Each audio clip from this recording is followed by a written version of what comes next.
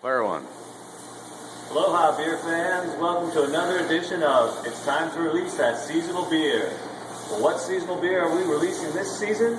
You guessed it, Bière de Mars, one of my favorites, one of my all-time favorites. This beer started as an accident. Well, not really an accident so much as an experiment. I wanted to see the effect of two different yeast strains on the same recipe of beer. So we fermented two of the exact same recipe, one with an ale strain and one with a lager strain. Both shall remain nameless at this time. We fermented them both. I liked them both so much, I kept both batches of beer. We only have one oak vessel in which we can store two batches of beer. That's this one, MV1, right here. So I put both those batches into MV1.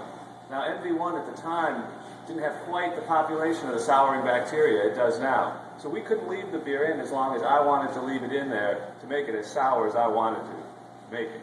Now, you know I won't settle for anything less than the way I want to make it, as sour as I want it. Just won't settle for anything less. So what we did is we transferred it to a number of smaller barrels. Walk with me. Exhibit B. So, we were able to let that mature. We typically give it 1 month in MV1 and at least another 3 months in these smaller oak barrels before we blend it back into separate blends and repackage it. So we only end up with about 200 cases every year. It's a very special beer. Not as special as Bière de Mars Grand Reserve, which we'll be packaging next week. Soon to... Oh, that's nice. I put my thumb right over the name. Handy. But you know what it is. Bière de Mars Grand Reserve. We'll be packaging that next week. It'll be out shortly.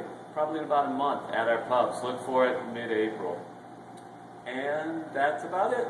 Enjoy!